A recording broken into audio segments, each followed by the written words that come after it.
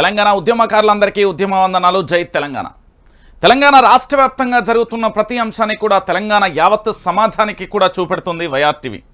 ఇలాంటి వైఆర్టీవీని కాపాడుకోవడానికి ప్రతి ఒక్కరూ కూడా సహకారం అందించండి. మీ వంతు బాధ్యతగా తెలంగాణ రాష్ట్ర రాజకీయాలలో జరిగే ప్రతి అంశాన్ని కూడా మీ ముందుంచే ప్రయత్నం చేస్తుంది వైఆర్టీవీ.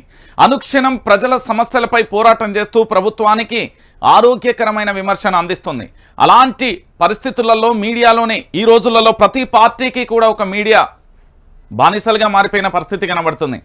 విపక్ష పాత్ర పోషిస్తూ ప్రజా సమస్యలను ఎత్తి చూపుతూ ప్రభుత్వాన్ని సమర్థవంతంగా పనిచేయాలంటూ కూడా చెప్పేది కేవలం వైఆర్టీవీ తెలుగు న్యూస్ ఛానల్ ఒకటే.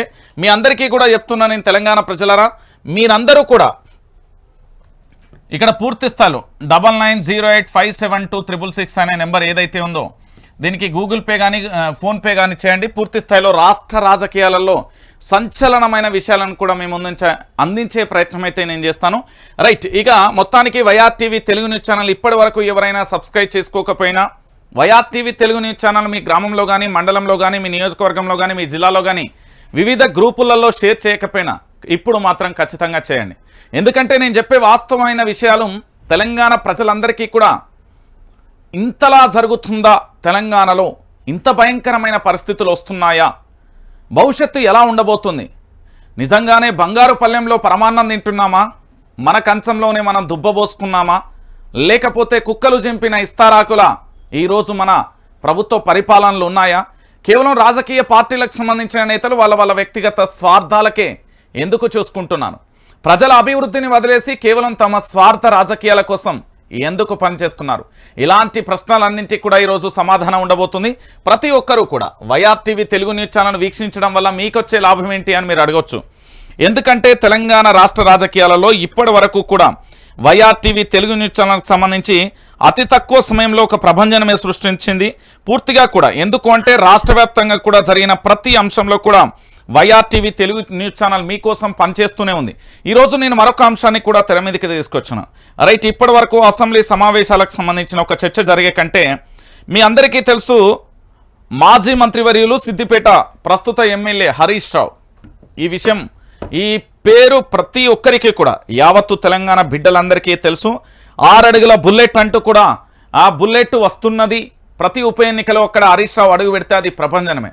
అలాంటి హరీష్ రావుపై అసెంబ్లీలో చేసిన వ్యాఖ్యలు చాలా బాధాకరమైన విషయం. ఆ విషయాన్ని చూసినప్పుడు కాస్త బాధేసింది. ఒక ఉద్యమ నేతను పట్టుకొని, ఉద్యమకారుని పట్టుకొని ఈ విధంగా ఎందుకు చేస్తున్నారా అని ఆరాధీసే ప్రయత్నం అయితే చేశాను. ఇక దాంట్లో భాగంగా పూర్తి స్థాయిలో కూడా అసలు వాస్తవ కోణాలు ఏంటి అనేది కూడా ఒకసారి అయితే చూసే ప్రయత్నం చేస్తాం. దాంట్లో నిజాలను కూడా ఒకసారి బయటికి తీసుకొచ్చే ప్రయత్నాన్ని కూడా నేను చేయబోతున్నాను. హరీష్ రావుకు సంబంధించి ఎందుకు హరీష్ రావును టార్గెట్ చేశారు, హరీష్ రావు మీద ఏం జరుగుతుంది, హరీష్ రావు మీద ఎలాంటి కుట్ర జరగబోతుంది అనేది ఒకసారి మీ అందరికీ చెప్పే ప్రయత్నం అయితే చేస్తా. తెలంగాణ బిడ్డలారా ఒక్కసారి ఆలోచించండి. ఎందుకు హరీష్ రావుని టార్గెట్ చేసిల్లంటే దాంట్లో విస్తుపోయే నిజాలు ఉన్నాయి. కేవలం హరీష్ రావును మానసికంగా దెబ్బ కొట్టేందుకు, హరీష్ రావుని ఇబ్బంది పెట్టేందుకు, హరీష్ రావుకు సంబంధించి పూర్తి స్థాయిలో కూడా ఎలాగైనా హరీష్ రావును దెబ్బ కొట్టాలి, హరీష్ రావుకు సంబంధించి భవిష్యత్తు లేకుండా చేయాలని కొంతమంది ఆలోచిస్తున్నారు. కానీ అది 6 అడుగుల బుల్లెట్ అనేది ఎవరికీ తెలియదు. సరే, ఒకసారి చూద్దాం. ఇగో మీకు ఇక్కడ కనబడుతున్నాయి ఫొటోస్. నేను ఒక్కొక్క ఫోటో కూడా మీ అందరికీ చూపెడతా. తెలుసు కదా ఎవరు? తెలంగాణ ఉద్యమంలో హరీష్ రావు ధర్నా చేస్తున్న చిత్రానికి సంబంధించి మేము ముందు ఉంచే ప్రయత్నం చేస్తున్నాం. మరి అన్న ఇవన్నీ ఎవరికి చూపెడుతున్నాం ఎందుకు అంటే దానికి ఒక వాస్తవ కోణం ఉన్నది. ఒకసారి చూడండి. ఈ ఫోటోలన్నీ చూసిన తర్వాత తెలంగాణ ప్రజలే దీనికి సమాధానం చెప్పాలి. మాజీ మంత్రి హరీష్ రావు గారు ఉద్యమ సమయంలో ఏ విధంగా లాఠీలకు తూటాలకు తలొగ్గకుండా తెలంగాణ ఉద్యమం కోసం ఏ విధంగా పనిచేసిండు అనేది ఒకసారి చూడొచ్చు. మొత్తానికి హరీష్ రావుకు సంబంధించి ప్రజలలో ఎట్లుంటాడు, నాడు తెలంగాణ ఉద్యమంలో హరీష్ రావుకు సంబంధించి మీడియా అంతా ఎట్లున్నదో ఒకసారి చూడుని. ఇగో హరీష్ రావును ఏ విధంగా ఇబ్బంది పెట్టి పోలీసులు అప్పుడు అరెస్టు చేసిలో ఒకసారి చూడొచ్చు. జైల్లో నుంచి విడుదలైన తర్వాత ఆ తర్వాత ఇగో హరీష్ రావుపై ఏ విధంగా పోలీసులు అరెస్టు చేస్తున్నారో ఒకసారి అయితే చూడొచ్చు. హరీష్ రావుకు సంబంధించిన ఫోటోలు ఇవన్నీ నేను ఇక్కడ చూపెట్టిన ప్రతి ఫోటో కూడా మీ అందరికీ తెలిసిందే కదా. ఈ ఫోటోను, ఇలాంటి ఒక్క ఫోటో చాలు. ఈ ఫోటోను ఇప్పుడు ప్రస్తుత కాంగ్రెస్ పార్టీకి సంబంధించిన రాష్ట్ర ముఖ్యమంత్రితో సహా ఛాలెంజ్ ఇది. హరీష్ రావు అన్న మీకు సలహా ఇచ్చినేమో కానీ నేను సలహాలు సూచనలు ఇయ్య, చాలా క్లారిటీగా చెప్తున్నా. రాష్ట్ర ముఖ్యమంత్రి రేవంత్ రెడ్డితో సహా ఉన్న మంత్రులు ఎమ్మెల్యేలు ఇప్పటి వరకు ఉన్న పూర్తి స్థాయిలో ఆ పార్టీకి సంబంధించిన ఎమ్మెల్సీలు నేను తెలంగాణ ఉద్యమంలో ఈ విధంగా పనిచేశాను, ఇదిగో నా చరిత్ర అని ఇలా ఫోటోలు చూపించగలరా? ఇలా అక్రమ కేసులకు సంబంధించి పోలీసుల మధ్య ఈ విధంగా జై తెలంగాణ అని నినాదించిన అంశాన్ని చూపించగలరా? చూడండి మీరే, ఈ విధంగా తెలంగాణ ఉద్యమంలో హరీష్ను అరెస్టు చేసినప్పటి దృశ్యాలు ఒక్కొక్కటిగా కూడా మీరు చూడొచ్చు.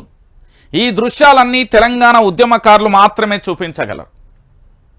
ఈరోజు కాంగ్రెస్ ప్రభుత్వం ఏర్పడింది, రాష్ట్ర ముఖ్యమంత్రిగా రేవంత్ రెడ్డి ఉన్నాడు. రేవంత్ రెడ్డి నుండి మొదలుకొని ఆ పార్టీకి సంబంధించిన ఎమ్మెల్యేలు, ఎమ్మెల్సీలు, మంత్రులు తెలంగాణ ఉద్యమంలో మేము ఈ విధంగా పనిచేసినాం, ఏ రంజిత్ గట్లెట్లుంటుంది ఇగో పనిచేసినామని ఇట్లా ఏమన్నా ఫోటోలు చూపించగలరా? ఒకసారి నేను ఇది కాంగ్రెస్ పార్టీకి సంబంధించి పాపం నిన్న ఏంది అంటే పూర్తి స్థాయిలో హరీష్ రావును పట్టుకొని అగ్గిపెట్టే అంటూ పూర్తి స్థాయిలో విమర్శలు చేసిళ్ళు. పెట్రోల్ పోసుకున్నప్పుడు మరి అగ్గిపెట్టె దొరకలేదా కాల్చుకోవడానికి అని ఒక మనిషిని వాళ్ళంతటా వాళ్ళే ప్రేరేపిస్తున్నారు ఆత్మహత్యకు. మీరు అర్థం చేసుకోవాలి అందులో నీతి. వాళ్ళు ఏంది అంటే హరీష్ రావును హేళనే చేస్తున్నారు. తెలంగాణ ఉద్యమంలో హరీష్ రావు అనే వ్యక్తి ఇంత చక్కగా ఉద్యమం చేసాడు. మరి ఇలాంటి ఫోటోలు ఒక్కటన్న వెళ్తుందా కాంగ్రెస్ పార్టీకి సంబంధించి? సరే, ముఖ్యమంత్రి రేవంత్ రెడ్డి ఒక ఫోటో చూపెట్టగలడా? ఇదే హరీష్ రావు మీద పూర్తి స్థాయిలో మంత్రులు ఎవరి నోటుకొచ్చినట్టు వాళ్ళు మాట్లాడాలి కదా. మీరు తెలంగాణ ఉద్యమంలో మీ పాత్ర ఏంది అంటే ఒక ఫోటో చూపెడతగలుగుతా? సిగ్గులు పోతాయి, మీ శరాలు పోతాయి, మీకు కనీసం మాట్లాడే నైతిక హక్కు కూడా లేదు. అయినప్పటికీ ఓపికతోని అసెంబ్లీలో చాలా నీట్గా సమాధానం చెప్పిండు. ఏమని సమాధానం చెప్పిండు? తెలంగాణ ఉద్యమం గురించి, తెలంగాణ చరిత్ర గురించి, తెలంగాణ పోరాటంలో మీరు లేరు, అలాంటప్పుడు మీకు తెలంగాణ ఉద్యమం గురించి చెప్తే ఏమర్థమవుతుంది, మా పాత్ర గురించి మేము చెప్తే ఏమవుతుంది అనేది చెప్పిన పరిస్థితి. ఎస్, డైరెక్ట్ క్వశ్చన్ ఇది. ఇంత పోరాటం చేసిన వ్యక్తినే మీరు ఇంత అవహేళన చేస్తున్నారే. అసలు తెలంగాణ ఉద్యమానికి మీకు సంబంధమే లేదు. మరి మిమ్మల్ని ఏమనాలి? మేము ఏమనాలి? ఇది తెలంగాణ ప్రజలు, ఉద్యమకారులు, ఉద్యమ నినాదాల నుంచి వస్తున్న ఒక పోరాటమైన ప్రశ్న. ఎస్, నిండు అసెంబ్లీ సాక్షిగా మాజీ మంత్రి హరీష్ రావు గారు సిద్దిపేట ఎమ్మెల్యే మీద ఇష్టానుసారంగా మాట్లాడడానికి మీకు నైతిక హక్కు ఎక్కడిది? ఇప్పుడు నన్ను ఇక్కడ వైఆర్టీవీ న్యూస్ ఛానల్లో రంజిత్ నీకు అసలు మాట్లాడే హక్కే లేదు, నువ్వు విమర్శించొద్దు అని చెప్పారు కదా. మరి అసెంబ్లీలో మాజీ మంత్రి మా ఎమ్మెల్యేని పట్టుకుని నువ్వెవరు అననీకి అంటే ఏం సమాధానం చెప్తారు? సిద్దిపేట ప్రజలందరూ అడిగితే ఏం సమాధానం చెప్తారు? ఒకేళ్ళు ఇట్లా చూపెడితే మిగతా 4,000 మనల్నే చూపెడతాయి అనేది ఒక సామెత ఉంటుంది కదా. మరి తెలంగాణ ఉద్యమంలో తన పాత్ర ఉన్నది కదా. కాంగ్రెస్ పార్టీకి సంబంధించిన అందరినీ అనట్లే, ఉద్యమంలో కొంతమంది పాల్గొన్నారు. మీ అందరికీ తెలుసు, కాంగ్రెస్ పార్టీ నుంచి పొన్నం ప్రభాకర్ అన్న పోరాటం చేసిండు. నేను చెప్పేది ఇప్పుడు ప్రస్తుతం మంత్రులు కానీ ఎమ్మెల్యేలు కానీ కొంత ఉద్యమంలో పనిచేసిన వాళ్ళు ఎవరు కూడా హరీష్ రావు గురించి మాట్లాడలే. ఎందుకంటే వాళ్ళందరికీ కూడా ఉద్యమం తెలుసు. ఉద్యమంలో పనిచేయని వాళ్ళు మాత్రమే హరీష్ రావు మీద మాట్లాడేది. అంటే ఇక దీని గురించి మీరే అర్థం చేసుకోరు. నేను ఎందుకంటే చాలా క్లారిటీ చెప్పిన. తెలంగాణ ఉద్యమకారులారా గుర్తుపెట్టుకోరు, హరీష్ రావు అనే వ్యక్తి ఒక సామాన్యమైన వ్యక్తిగా అసామాన్యమైన వ్యక్తిగా మారిన పరిస్థితి కనబడతాను. ఇకనైనా పూర్తి స్థాయిలో ఆలోచించండి. హరీష్ రావుకు అగ్గిపేట దొరకలేదు, మరి మీరే ఉన్నారు గడ్డి విక్తాల రోడ్ల మీద, కొడుగుడ్డు మీద ఈకలు విక్తారా అని తెలంగాణ ప్రజలు అడిగితే ఏం సమాధానం చెప్తారు? తెలంగాణ ఉద్యమంలో మీ పాత్ర ఏంది అని అడిగితే ఏం చెప్తారు? ఇది హరీష్ రావు గారు పోరాటం చేసిన పరిస్థితి. ఇక తర్వాత మిత్రుడు బాల్కృష్ణకు సంబంధించి ఇవాళ పోలీసు వాళ్ళు నోటీసులు ఇచ్చిల్లట. ఇక ఒకసారి చూడరే. మాజీ ఎమ్మెల్యే బాల్కృష్ణను ముఖ్యమంత్రి రేవంత్ రెడ్డి మరియు కాంగ్రెస్ ప్రభుత్వం అక్రమంగా నా మీద మంచిర్యాల పోలీస్ స్టేషన్లో కేసు నమోదు చేశారు. ఆ కేసులో భాగంగా ఈరోజు మంచిర్యాల ఎస్ఐకి కేసులకు సంబంధించి నోటీసులు ఇవ్వడం జరిగింది. ఉద్యమంలో ఎన్నో కేసులను ఎదుర్కొని పోరాటం చేసిన పార్టీ మాది. ఖచ్చితంగా కాంగ్రెస్ పార్టీ ఇచ్చిన హామీలను నెరవేర్చేదాకా ప్రజల పక్షాన పోరాటం చేస్తా. ఎవరి స్టేట్మెంట్ ఇది? ఒక ఉద్యమకారుడు స్టేట్మెంట్. ఎవరి స్టేట్మెంట్ ఇది? ఒక ఉద్యమకారుడు. ఎవరాయనే? బాల్కృష్ణ. తెలంగాణ ఉద్యమంలో ఉస్మానియా యూనివర్సిటీ నుండి పోరాటం చేసిన వ్యక్తి బాల్కృష్ణ మీద కాంగ్రెస్ ప్రభుత్వానికి సంబంధించి అక్రమ కేసులను బనాయిస్తే ఈరోజు ఆ కేసులకు సంబంధించి పూర్తి స్థాయిలో కూడా నోటీసులు ఇవ్వడం జరిగింది. చూడండి మీరే. బాల్క సుమన్ మీద బాల్క సుమన్ ఏంది అక్కడికి పోయింది ఇక్కడికి పోయింది ఏడి పోలే. బాల్క సుమన్ నిన్న మొన్న కూడా పూర్తి స్థాయిలో తెలంగాణలో ఉన్నాడు. చాలా ఛానళ్ళకు కూడా ఇంటర్వ్యూలు ఇచ్చిండు. తెలియకపోతే తెలుసుకోండి. కానీ ఈయన మీద అక్రమ కేసులు బనాయించాలి. అంటే కాంగ్రెస్ పార్టీకి సంబంధించి ఏదైనా మాట్లాడచ్చు, కానీ తెలంగాణ ఉద్యమకారులు మాట్లాడితే మాత్రం తప్పవుతుంది. అది ఉద్యమ సమయంలో ఎన్నో కేసులను ఎదుర్కొని పోరాటం చేసిన పార్టీ మాది. ఖచ్చితంగా కాంగ్రెస్ పార్టీ ఇచ్చిన హామీలను నెరవేర్చేదాకా ప్రజల పక్షాన పోరాటం చేస్తాం. ఇది గుండె ధైర్యం. ఎందుకు గుండె ధైర్యం అని నేను అంటున్నా అంటే, తెలంగాణ ఉద్యమ సమయంలో ఎన్నో కేసులను కూడా ఎదుర్కొన్నాం. ఆఖరికి అప్పుడు ఎంత భయంకరంగా చిత్రహింసలు పెట్టిలో కూడా ఆనాటి పోలీసు వ్యవస్థకు తెలుసు. ఆ రోజు లాఠీ పట్టిన ప్రతి ఒక్కరికి నేను అనేది ఏమని, తెలంగాణ ఉద్యమంలో నువ్వు లాఠీ పట్టి బుల్లెట్లు, రబ్బర్ బుల్లెట్లు లేకపోతే టియర్ గ్యాసులు వదులుతున్నావు, నీ ఇంట్లో కూడా నువ్వు కన్న కొడుకుంటాడు, నీ కన్న కొడుకు కూడా ఇదే ఉద్యమంలో ఉంటే నువ్వు అప్పుడు ఏమంటావు, ఒక తండ్రిగా ఆలోచించు, మా మీద ఇన్ని చేస్తున్నావు అని కూడా నేను తెలంగాణ ఉద్యమంలో చెప్పిన. ఇవాళ కూడా చెప్తాను. ఏమని అంటే, కాంగ్రెస్ పార్టీ ఇచ్చిన హామీల నెరవేర్చేదాకా పోరాటం అయితే తప్పదు. ఇక చూడరు, మొత్తానికి బాలకృష్ణకు సంబంధించిన నోటీసులు అయితే ఇచ్చిను. సో ఈ అక్రమ కేసుల మీద మరి ఏ విధంగా ఎట్లుంటుంది అనేది కూడా మనం వేచి చూడాలి. సో ఇదొకటి. ఇక దీనితో పాటుగా మరొక అంశం కూడా ఉన్న తెలంగాణ ప్రజలారా, మీరు అందరు గుర్తుపెట్టుకోవాలి. ఏంటి అంటే, హరీష్ రావు గారి గురించి ఒకసారి అసలు ఏంటిది ఏం కథ అనేది కూడా ఒకసారి చూద్దాం. ఎందుకంటే పూర్తి స్థాయిలో హరీష్ అడుగులు తెలంగాణ ఉద్యమ పిడికిళ్ళు, ఉద్యమ చరిత్రలో సువర్ణ అక్షరాలు, చెరిపివేయడానికి గీతలు కాదు, హుక్కు సంకల్పంతో చెక్కిన శిల్పాలు, చరిత్రకు నేర్పిన తెలంగాణ ఉద్యమ పాఠాలు, వేలెత్తి చూపినంత మాత్రాన చెదిరేవి కాదు. తూలనాడితే తుడిచిపెట్టుకు పోవు అంటూ కూడా చూడొచ్చు. ఎద్దవ చేస్తే ఎగిరిపోవు, నిందలేస్తే నీటి మీద రాతలు కాదు. హరీష్ అడుగులు ఉద్యమ బీజాలు, ఉద్యమ పోరులో బీజాక్షరాలు, తెలంగాణ సాధనకు వేసిన మార్గాలు, తెలంగాణ సాధనలో అలుపెరగని ధీరుడు, తెగించి కొట్లాడిన వీరుడు, ఎదిరించి నిలబడిన ధీరోదాత్తుడు, తెలంగాణ కోసమే జీవితాన్ని రణం చేసుకున్న పోరాట యోధుడు. ఎవరు? హరీష్ రావు గారు. ఎందుకు హరీష్ రావు గారి గురించి ఇంత చెప్తున్నారు రంజిత్ అన్న అంటే, మరి మన ఉద్యమకారులను మనమే కాపాడుకోకపోతే, మన నేతలను మనమే కాపాడుకోకపోతే రేపు ఎలాంటి పరిస్థితి ఏర్పడుతుందో ఒకసారి చూడరు. ఇగో ఇంత ఘోరంగా. అద్భుతం అని తెలిస్తే అందరూ ముందుకు వస్తారు, ముళ్ళబాట అని తెలిస్తే అందరూ వెనకడు వేస్తారు. కానీ నడవాలనుకున్నప్పుడు ముళ్ళెదురైనా, రాళ్ళు రప్పలు ఒడ్డొచ్చినా, వాగులు వంకలు దాటాల్సి వచ్చినా కూడా ముందుకు వెళ్ళేవారి లక్ష్య సాధకులు.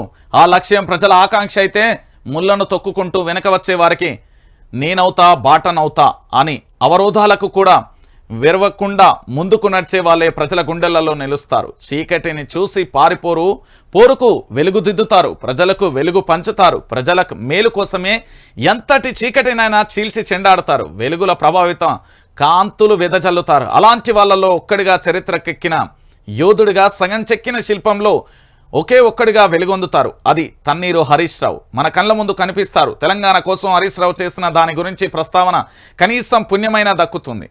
ఎగతాళి చేసి పాపం మూట కట్టుకుంటున్నారు. ఆనాడు ఎలాగో స్వార్థం కోసం, తెలంగాణ ప్రజల కోసం, తెలంగాణ కోసం మాట్లాడలేదు. ఇప్పటికైనా తెలంగాణ కోసం కొట్లాడిన హరీష్ రావు త్యాగాన్ని కొనియాడండి.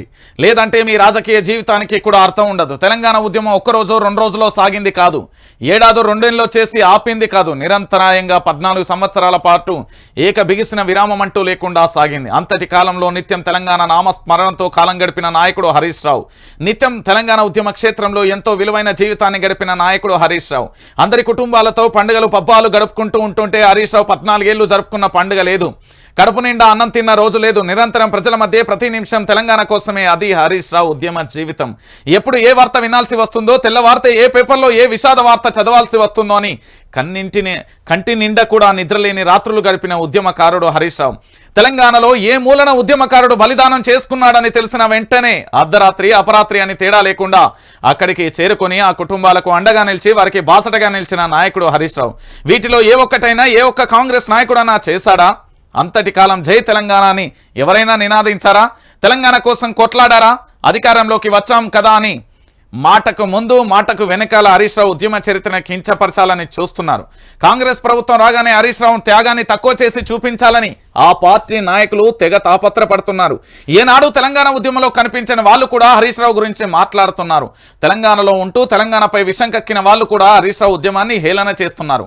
ఏ ఒక్కనాడు జై తెలంగాణ అనడానికి కూడా నోరు రాని వాళ్ళను కూడా హరీష్ రావు చేసిన ఉద్యమం మీద అవాక్కులు చెవాక్కులు పేలుతున్నారు. రాజకీయ అవసరాల కోసం తెలంగాణను బలిపెట్టే వారి పంచన చేరిన వారు కూడా తెలంగాణ ఉద్యమం గురించి ప్రస్తావించడం విడ్డూరం అంటూ కూడా చెప్పిన పరిస్థితి కనబడతా. ఏం చెప్పాలి హరీష్ రావు గురించి? ఒకే మాట చెప్తా, ఇది సింహం ఎక్కడున్నా రాజు రాజే అంటారు కదా, హరీష్ రావు కూడా గంతే, గుర్తుపెట్టుకో. తెలంగాణ ఉద్యమంలో హరీష్ రావు ఎక్కడ, తెలంగాణ చరిత్ర ఏంది, తెలంగాణకు సంబంధించి హరీష్ రావును కించపరిచే ప్రతి ఒక్కడికి మనం ఎప్పుడైనా ఒక ఉద్యమకాన్ని కించపరిస్తే అంతకంటే దుర్మార్గం, నీచం, హేమమైన చర్య ఇంకొకటి ఉండదు. గుర్తుపెట్టుకోరి. కనీసం మీకు తెలంగాణ ఉద్యమంతో సంబంధం లేకపోవచ్చు, ఓకే, యాక్సెప్టబుల్. మీకు తెలంగాణ అంటే ఏంటో తెలియకపోవచ్చు, యాక్సెప్టబుల్. కానీ తెలంగాణ ఉద్యమంలో పాల్గొన్న ఉద్యమకారులను, ఉద్యమంలో గాయపడిన వాళ్ళని ఏ ఒక్కరిని హేళన చేసినా ఖబర్దార్ అంటుంది నా తెలంగాణ సమాజం. గుర్తుపెట్టుకోండి. ఈరోజు హరీష్ రావును అనొచ్చు, రేపు ఉద్యమకాలను అనొచ్చు, అవతలెల్లుండి ఇంకెవరిని అన్నా కూడా తెలంగాణ జోలికొచ్చినా, తెలంగాణ ఉద్యమ చరిత్రకొచ్చినా, తెలంగాణ ఏ ఒక్కరి చెంతకు చేరినా కూడా ఈ ప్రజలు ఉక్కు సంఖ్యలతోని ఒక్కసారి పిడికిలి బిగులుస్తే బాక్సాఫీస్ బద్దలైపోతుంది. నేను చెప్తున్నా కదా, హరీష్ రావు గురించి ఎవ్వడి ఇష్టం వచ్చినట్టు మాట్లాడుతున్నారు. అరే ఎంత దారుణం అండి ఇది. ఒక్కటా రెండా, మొదటి నుండి కేసీఆర్ వెంట ఉండి హరీష్ రావు చాలా ఒక్కటి కాదు రెండుగా, సిద్దిపేట నుండి వరంగల్కు సైకిల్ యాత్ర చేసిండు, ప్రతి ఊరిలో హరీష్ రావు పార్టీ జెండా ఎగరవేసిండు, తర్వాత సభలు సమావేశాలు ఎన్నెన్ని చేసిండు, ఉద్యమ గర్జన ఎన్ని చేయలే ఉద్యమ కాలంలో. ఇలాంటి హరీష్ రావును పట్టుకొని ఇష్టం వచ్చినట్టు మాట్లాడతారా? ఇలాంటి ఉద్యమ చరిత్ర కలిగిన హరీష్ రావును పట్టుకొని మీ నోటికి వచ్చినట్టు మాట్లాడతారా? మీకు తెలంగాణ ఉద్యమంలో మీ పాత్ర ఏంది? ఒకసారి మనం మాట్లాడుకుందాం. తెలంగాణ ఉద్యమంలో వీళ్ళ పాత్ర ఏందంటే ఏం చెప్తారు వీళ్ళు? తెలంగాణ బిడ్డలారా ఒక్కసారి ఆలోచించండి. వీళ్ళకి ఏం తెలుసని, వీళ్ళ వల్ల ఏమవుతుందని మీరు ఇకనైనా మేల్కొనండి. నేను చెప్తున్నా, ఈరోజు హరీష్ రావు వంత అయింది, రేపు ఇంకొకరి వంత అవుతుంది, ఎల్లుండి మన వంతు కూడా అవుతుంది. కాబట్టి ఆదిలోనే తుంచాల్సిన బాధ్యత మీ చేతిలో ఉంది. ఇకనైనా మేల్కొండి. ఉద్యమకాల జోరికి వస్తే ఖబర్దార్ అనే ఒక నినాదాన్ని ఇవ్వండి. ఉద్యమకాలను హేళన చేస్తే ఖబర్దార్ అనే ఒక నినాదాన్ని ఇవ్వండి. తెలంగాణ ఉద్యమంలో ప్రతి ఒక్కరు కూడా గుర్తుపెట్టుకోవాల్సిన విషయం. దయచేసి నేను చెప్తున్నా, ఈరోజు ఏదో ఉద్యమకాలను హేళన చేసే విధంగా మాట్లాడితే ఊరుకోము అనే ఒక నినాదాన్ని ఇవ్వండి, దయచేసి చెప్తున్నా. రైట్, ఇక మొత్తానికి name changing, game changing government కాదు, బడ్జెట్ తీరుపై ఎమ్మెల్సీ కవిత వ్యాఖ్యలు.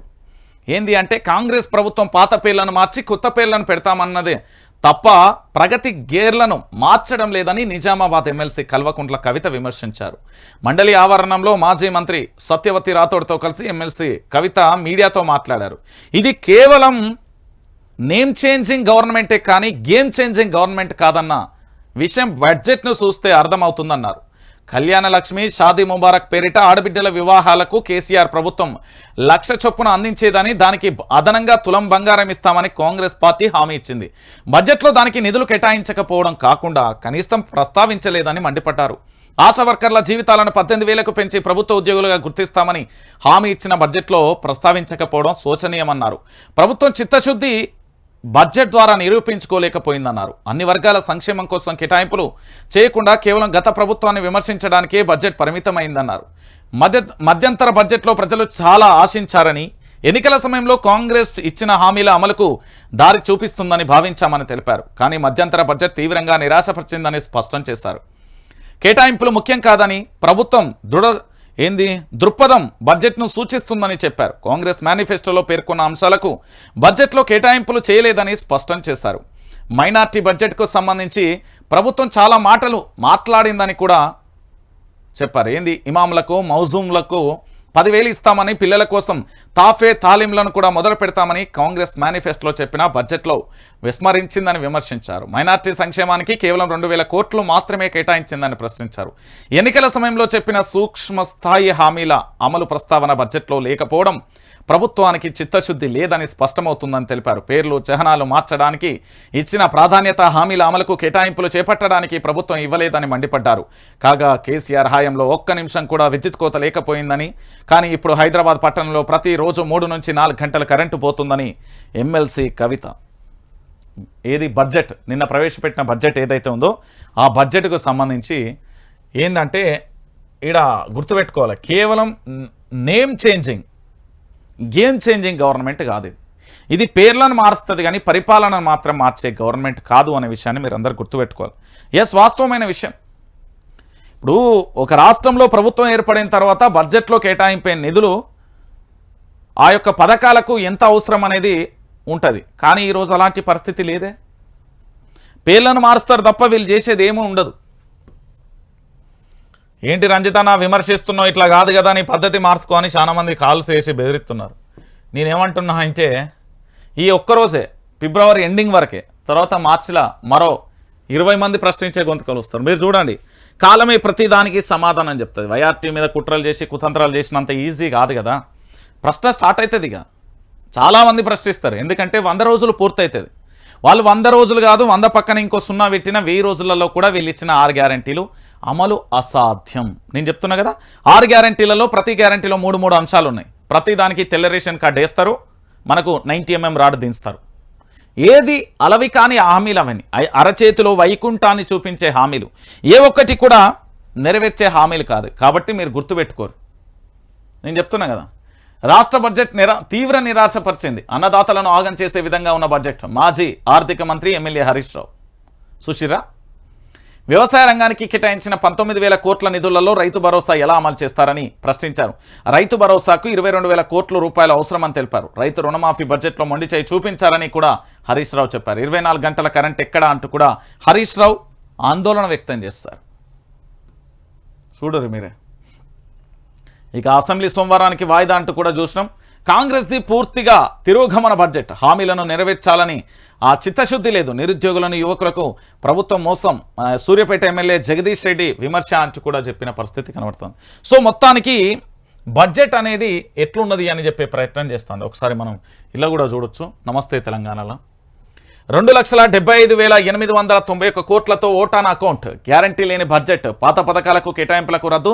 సొంత డిక్లరేషన్ బుట్టదాఖలు. 6 గ్యారంటీలకు 1.75 లక్షల కోట్లు అవసరం. ఇచ్చింది 53,000 కోట్లు మాత్రమే. ఇక చెప్పుర్రి అన్న, 6 గ్యారంటీలు అమలు చేస్తే కాస్త సమయం ఇద్దామే. ఈ ఏమైంది ఇప్పుడు? 6 గ్యారంటీలకు ఏమన్నా ఎత్తిపోయిందా, పడిపోయింది? ఏమైపోయింది మరి ఇప్పుడు 6 గ్యారంటీలకు సంబంధించి ఏమైపోయింది? ఒకసారి ఆలోచించండి తెలంగాణ ప్రజలారా. 6 గ్యారంటీలకు సంబంధించి ఏమైపోయింది? 6 గ్యారంటీలకు 1,75,1.75 లక్షల కోట్లు అవసరం. మరి ఈరోజు 6 గ్యారంటీలకి 53,000 కోట్లే ఇచ్చింది. మరి ఏం చెప్తారు ఇప్పుడు తెలంగాణ సమాజానికి? మీరు ఒకసారి ఆలోచించండి. బడ్జెట్ పత్రాలకు సంబంధించి ఉప ముఖ్యమంత్రి బట్టి విక్రమార్క అందజేస్తున్న సీఎం రేవంత్. చిత్రంలో మంత్రి శ్రీధర్ బాబు, ఆర్థిక శాఖ ప్రత్యేక ప్రధాన కార్యదర్శి రామకృష్ణారావు. ఏంది తెలంగాణ బడ్జెట్? 2,75,891. రెవెన్యూ వ్యయం 2,01,178. మూలధనం 29,669. ద్రవ్యలోటు 32,557. రెవెన్యూ మిలుగు 5,944 కోట్లలో. ఇదంతా ఏమైపోయింది? 10 ఏళ్లలో ప్రపంచాన్ని అభ్రపరిచిన తెలంగాణ పథకాలు కాంగ్రెస్ బడ్జెట్లో నివ్వరపోయాయి. శనివారం అసెంబ్లీలో ప్రవేశపెట్టిన ఓటాన్ అకౌంట్ బడ్జెట్ గ్యారంటీల అమలుపై ప్రభుత్వ చిత్తశుద్ధిని తేటతెల్ల చేసింది. డిక్లరేషన్ డీలా పడ్డాయి. పాత ప్రఖ్యాత పథకాల కేటాయింపులు రద్దు చేయడం, అద్భుతాలంటూ ఉదరగొట్టిన 6 గ్యారంటీలకు అత్యవసర నిధులు కేటాయించడం గమనార్హం. సాగు ప్రధానమైన తెలంగాణలో వ్యవసాయ కేటాయింపులు బలహీనంగా ఉన్నాయి. మొత్తం 83,000 కోట్లు అవసరం కాగా ప్రస్తుతం కేవలం 19,000 కోట్లకే సరిపెట్టింది. అయిపోయింది. మీరు గుర్తుపెట్టుకోరు తెలంగాణ బిడ్డలరా. నేను చెప్పిన మాట కాదు ఇది. వాళ్ళు అసెంబ్లీలో ప్రవేశపెట్టిన విద్యకు 15% ఇస్తామని మేనిఫెస్టోలో పెడితే తీరా తొలి బడ్జెట్లో 7.75% ప్రవేశపెట్టిల్లండి. 15%, సగానికి కోత పెట్టిల్లు. నేనేం చెప్తున్నానంటే తెలంగాణ రాష్ట్రం అభివృద్ధి చెందాలన్నా, తెలంగాణ రాష్ట్రం సుభిక్షంగా ఉండాలన్నా, తెలంగాణ రాష్ట్రం ప్రగతి పదంలో నడవాలన్నా, తెలంగాణ రాష్ట్రం ఉవ్వెత్తున ఉండాలన్నా ఒకటే నినాదం. గుర్తుపెట్టుకోండి, తెలంగాణ బిడ్డలందరికీ చెప్తున్నా, ప్రతి గ్రామంలో ఉచిత నాణ్యమైన విద్య కావాలి, ప్రతి ఆసుపత్రిలో ఉచిత నాణ్యమైన వైద్యం కావాలి. ఈ 2 రంగాలు అభివృద్ధి చెందితే తెలంగాణలో మనల్ని మించిన మనగాళ్ళు ఇంకెక్కడ ఉండరు దేశంలో. గుర్తుపెట్టుకోరు. అద్భుతమైన నాణ్యమైన లేకపోవడం వల్ల ఈరోజు పథకాలన్నీ పక్కనేస్తున్నాయి. అయిపోయింది. ఇంకేముంటుంది ఇందులో? ఇంకేముంటుంది? ఇలా మొత్తానికి 6 గ్యారంటీలు అమలు కావాలంటే 1.75 లక్షల కోట్ల అవసరం. కానీ ఈరోజు కేవలం 53,000 కోట్లకే పరిమితం అయిపోయిన పరిస్థితి. ఇంకేం చేద్దాం చెప్పుర్రి. అయిపోయింది. ఇంకేముంటుంది? ఇక చూడుర్రి, మీడియా ముందు ఎమ్మెల్యేలు ఏమంటున్నారు? రైతు నోట్ల మట్టి, రుణమాఫీ, రైతు బంధుకు కాంగ్రెస్ మొండి చెయ్యి. మొత్తం 83,000 కోట్లకి ఇచ్చింది 19,000 కోట్లే. వ్యవసాయానికి కేటాయింపులు అత్తేసరు. ఒక్క రైతు భరోసాకే 22,000 కోట్లు కావాలి. తొలి పద్దులలోనే అన్ని వర్గాలకు అన్యాయం. నిరుద్యోగులు, ఉద్యోగుల ఆశలపై నీళ్లు. బట్టి 24 గంటల కరెంటు. ఓ మిలీనియం జోక్. 15 గంటలు ఇస్తలేరు. ఛాలెంజ్. 2,500 మహాలక్ష్మి సాయం. ఇది పింఛన్లపై అడిగితే సీఎం నోరు మెదపరేం. గృహజ్యోతి అమలుకు 8,000 కోట్లు అవసరం. ఇచ్చింది 2,400 కోట్లే. మా మీద ఏడ్చి మీరెలా 59,000 కోట్లు అప్పు తెస్తారు? బడ్జెట్పై హరీష్ రావు ఆగ్రహం. అంతే కదా, అప్పుల రాష్ట్రం. కేసీఆర్ అప్పుల పాలు చేసిండు అవ్వా అక్కలారా అంటారు కదా. మరి మీరు చేస్తున్నదే పతీతు పనులా? మీరు చేస్తున్నది గదేలంగా పనులు. ఒకని మీద ఏడ్చేటప్పుడు, ఒకని మీద విమర్శ చేసేటప్పుడు పూర్తి స్థాయిలో ఆలోచించాలి. ఏంది అంటే అలవి కాని హామీలను వైకుంఠంలో చూపెట్టిరు. అయిపోయింది. ఇక 13 నుంచి ప్రజా ఉద్యమం. కాంగ్రెస్ చేతగాని వల్లే కేఆర్ఎంబి ఏకీ ప్రాజెక్టులు. తెలంగాణ ప్రయోజనాలను తాకట్టు పెట్టిన రేవంత్. జల హక్కులు కాపాడేందుకు పెద్ద ఎత్తున తరలిరండి. చెలో నల్గొండ సభను విజయవంతం చేయండి. కాళేశ్వరం ప్రాజెక్టుపై కాంగ్రెస్కు అవగాహన లేదు. రాజకీయ దురుద్దేశంతోనే బురద జల్లుతున్నారు. మేడి పండుల రాష్ట్ర బడ్జెట్ హామీలన్నీ గాలికి. 6 గ్యారంటీలకు 1.25 లక్షల కోట్లు కావాలి. బడ్జెట్లో ప్రభుత్వం ఇచ్చింది 53,000 కోట్లే. BRS party working president KTR ఏమని చెప్పిండు అంటే 13వ తారీఖు నుండి ప్రజా ఉద్యమం ఉండబోతుంది అని చెప్పిండు. ఎవరు చెప్పిండు? మాజీ మంత్రి వర్యులు చెప్పిండు. ఎందుకు చెప్పిండు అంటే 13వ తారీఖు నుండి పూర్తి స్థాయిలో కూడా నల్గొండలో సభ ఉండబోతుంది. ఆ నల్గొండ సభకు సంబంధించి ఒకసారి మీకు ఇనవెట్టే ప్రయత్నం చేస్తా. అసలు ఏంటిది, ఏం కథ అనేది, నల్గొండకు సంబంధించి ఎందుకు పోవాలి, ఏం కథ అనేది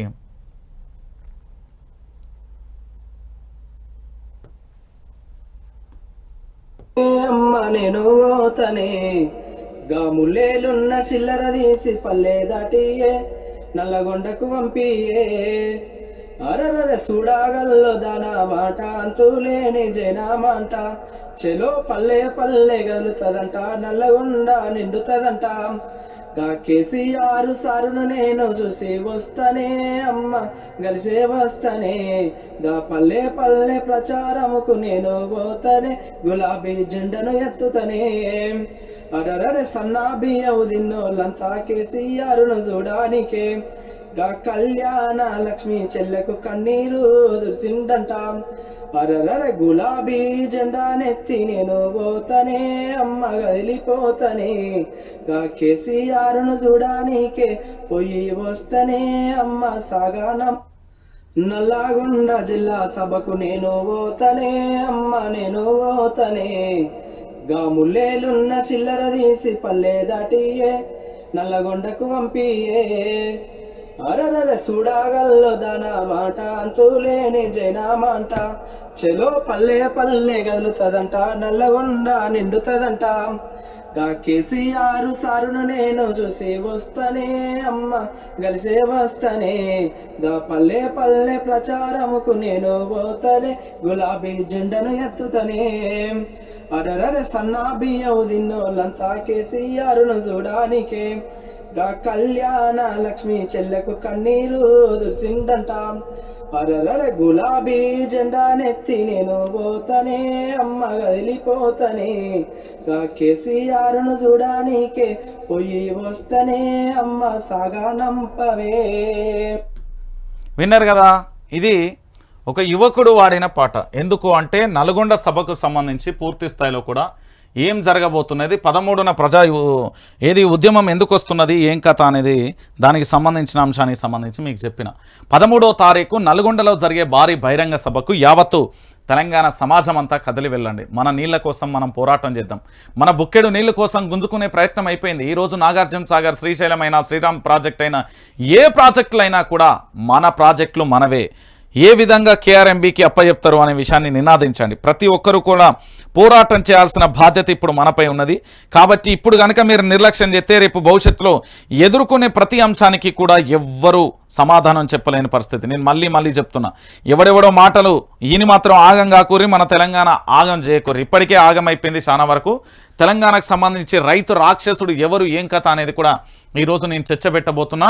చలో నల్గొండకు సిద్ధం కాండి 13వ తారీఖు రోజున. సో పూర్తి స్థాయిలో కూడా మద్దతు కూడా తెలపండి. ఖచ్చితంగా కూడా మనం మద్దతు ఇవ్వాల్సిన అవసరం ఉంటుంది. మన నీళ్లు, మన బుక్కెడు నీళ్ళ కోసం.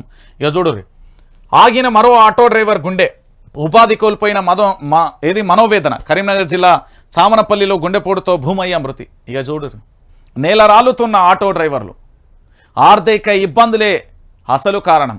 మహాలక్ష్మి పథకం పేరుతో ఉచిత బస్సు ప్రయాణం వల్ల ఉపాధి కోల్పోతున్న ఆటో డ్రైవర్లు, వీరికి మార్గం సుగమం చేయని రాష్ట్ర ప్రభుత్వం. ఎందుకోసం, ఎవరి కోసం ఒక్కసారి మీరే ఆలోచించండి. వ్యక్తిగత స్వార్థాలు కాదు, తెలంగాణ బిడ్డలు నేలరాలిపోతున్నారు. నాడు తెలంగాణ రాష్ట్రం కోసం నేల రాలిపోవడమే మనం చేసుకున్న పొరపాటు అనుకుంటే, వచ్చిన రాష్ట్రంలో కూడా నేలరాలిపోతుంటే ఏం సమాధానం చెప్దామన్నా? ఒకసారి మీరే ఆలోచించండి తెలంగాణ బిడ్డలారా. ఇంత ఘోరమైన పరిస్థితి ఇంకెక్కడన్నా ఉన్నదా? ఇంత దారుణమైన పరిస్థితి ఇంకెక్కడన్నా ఉన్నదా? ఆటో డ్రైవర్లు రాలిపోతాను, ఒక్కొక్కరు నెల రాలిపోతూ ఉంటే వాళ్ళ కుటుంబాలను కదిలించే ప్రయత్నం చేస్తుంది, గుండె దరక్కపోతుంది. నాకు అప్పుడప్పుడు అనిపిస్తుంది, ఇంత ఘోరమైన దుర్మార్గమైన పరిపాలన మనకు అవసరమా అనిపిస్తుంది నాకు. ఎస్, వాస్తవం ఇది. తెలంగాణ ప్రజలందరూ కూడా ఆలోచించండి. హక్కు పదంతో మీరందరూ కూడా ఉద్యమానికి నాందే లేండి. లేకపోతే రేపు భవిష్యత్తులో జరగబోయే ప్రతి దానికి కూడా ఎవ్వరం సమాధానం చెప్పలేం. కనీసం మనం చూడడానికి కూడా ఏం జరుగుతుందో కూడా అర్థం కాని పరిస్థితి కనబడుతుంది. మీ అందరి కోసం నేనుంటా, మీకోసం వైఆర్టీవీ ఉంటుంది. గుర్తుపెట్టుకోరు, వైఆర్టీవీ ఎప్పుడూ ఉంటుంది. దీని మీద ఎన్ని కుట్రలు చేసినా, ఏం చేసినా, ఇంకొక 10 ఛానళ్ళు కూడా మన రిజిస్ట్రేషన్ అయినాయి, త్వరలో వస్తాయని చెప్పిన ఉగాది కానుకగా దాన్ని రిలీజ్ చేసే ప్రయత్నం అయితే చేస్తున్నాం. దానికి కూడా ఫండ్ అవసరం కదా, పైసలు. ఆల్రెడీ మనం ఒకరి మాట నమ్మే మనల్ని ఏ విధంగా హేళన చేసిరో చూసారు. సో మొత్తానికి మన రేవంత్ రెడ్డి గారు ఒక మాట అన్నారు నిన్న, రుణమాఫీకి టైం పడుతుంది, బ్యాంకులతో చర్చలు జరుగుతున్నాయి, మీడియా చిట్చాట్లో సీఎం రేవంత్ చెప్పిన కదా. మొత్తానికి ఒక మాట చెప్పాలంటే తెలంగాణ ప్రజలారా, అలవి కాని హామీలు అవి ఇప్పట్లో నెరవేరే అనేది గుర్తుపెట్టుకోని. బడ్జెట్ పదనిసలు సగం విషయాలతో కన్ఫ్యూజ్. ప్రజావాణి అప్లికేషన్లు లెక్క ఓకే, ఎన్ని పరిష్కరించారో చెప్పని సర్కార్. ఇంకా ప్రణాళికల దగ్గరే రుణమాఫీ. అప్పులలో గత సర్కార్తో రేవంత్ సర్కార్ పోటీ. 64,000 కోట్ల అప్పులు చేస్తామని ప్రకటన. అయిపోయా అప్పుల పాలు. గతంలో మాట్లాడిన ప్రతి ఒక్కరు ఇప్పుడు మళ్ళీ మాట్లాడాలి. అప్పుల రాష్ట్రంగా కేసీఆర్ ప్రభుత్వం చేసిందన్నారు కదా, వచ్చే 60 రోజులు కాలే 64,000 కోట్ల అప్పులు చేస్తుందట. ఇక ఇప్పుడు ఎవడన్నా మూగబోయేం లేదు, నేను అప్పుడు మాట్లాడినా లేదు, తప్పైంది గిప్పైంది అని ఎవరాదు. ఇప్పుడు కూడా ప్రతి ఒక్కడు ప్రశ్నించాలి. తెలంగాణలో బతికి ఉంటే ఉప్పు కారం జావలేదన్న ప్రతి ఓడ నాడు విమర్శ చేసినోడు అందరూ కూడా నేను కాంగ్రెస్ ప్రభుత్వాన్ని అడగాల్సిందే, ఆ పార్టీ నేతలతో సహా. మేము అప్పు చేయమన్నారు కదా, 64,000 కోట్ల అప్పులకు సంబంధించి. ఇక చూడుర్రి, నిరాశ కలిగించిన బడ్జెట్. మేడిగడ్డపై ఏ విచారణకైనా సిద్ధం, హామీలు అమలు చేయకపోతే పోరాటానికి సిద్ధం. సనత్ నగర్ సభలో కేటీఆర్ అంటూ కూడా చెప్పిన పరిస్థితి. నేను చెప్పలే, తర్వాత ఉంటుంది.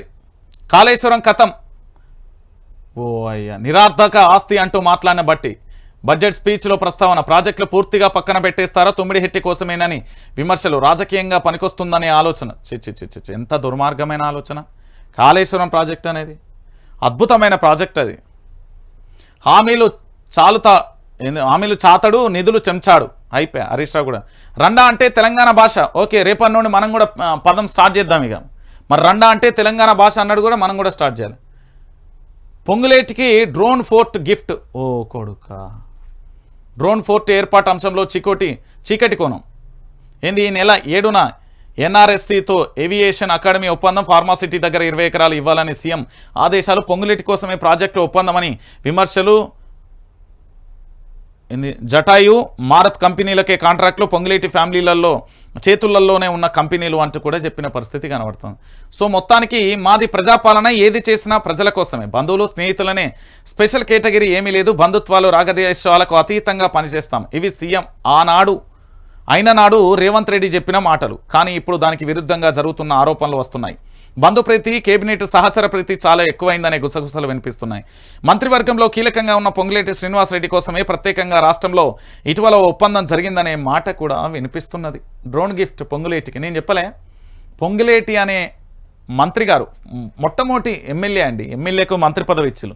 మంత్రి పదవికి ఇచ్చిన తర్వాత పూర్తి స్థాయిలో కూడా ఈయనకు అనేక రకాలుగా కూడా నాడు 7,000 కోట్లు రైతు బంధు దాంట్లో కూడా ఆయన కాంట్రాక్టుల ఫీజు చెల్లించాలనే ఒక అంశం కూడా చర్చనీయాంశంగా మారింది. ఇప్పటికీ అదే జరుగుతున్న తెలంగాణ బిడ్డలారా. చూడు, ఇలాంటి దుర్మార్గమైన ప్రతి అంశాన్ని ప్రశ్నించే గొంతుకగా మీతో నేను ఉంటున్నా. అందుకే మీ అందరికీ చెప్తున్నా, యోగి ఇక్కడ వైఆర్టీవీ తెలుగు న్యూస్ ఛానల్ కనబడుతుంది చూడు, ఇది పూర్తి స్థాయిలో ప్రతి ఒక్కరు కూడా ఆలోచించండి. నేను ఎందుకు చెప్తున్నా అంటే, ఇది వైఆర్టీవీ తెలుగు న్యూస్ ఛానల్ పూర్తి స్థాయిలో తెలంగాణ యావత్తు ప్రజల కోసం ఉంటుంది, ప్రజాక్షేమం కోసమే పనిచేస్తుంది, ప్రజల మధ్యలోనే పనిచేస్తుంది. కాబట్టి దీనికి పూర్తి స్థాయిలో మీరు ఫోన్పే కానీ గూగుల్ పే కానీ చేసి సహకారం అందించాల్సిన బాధ్యత ఉంటుంది. ఎందుకంటే మునుముందుకు నడవడానికి ఆర్థిక వనరులు అవసరం. రేపు భవిష్యత్తులో నిలబడడానికి, కలబడడానికి, కొట్లాడడానికి, ఈ తెలంగాణ సమాజానికి దిక్సూచిగా నిలబడడానికి, వైఆర్టీవీ ప్రశ్నించడానికి కావాల్సింది ఆర్థిక వనరులు. 9908572666. అన్నా రూపాయి 2 రూపాయలు తెలంగాణలో 4 కోట్ల మంది ఉన్నారు. తలా 1 రూపాయి వేసినా 4 కోట్లు వస్తాయన్నా. తర్వాత భవిష్యత్తు 5 సంవత్సరాలు కాదు, 100 రోజుల తర్వాత ఆట వేట మొదలైతే కనీసం మాట్లాడడానికి కూడా వణికిపోవాలి. అట్లుంటుంది. ఆలోచించండి మిత్రులారా. మీకోసం వైఆర్టీవీ, మీలో వైఆర్టీవీ.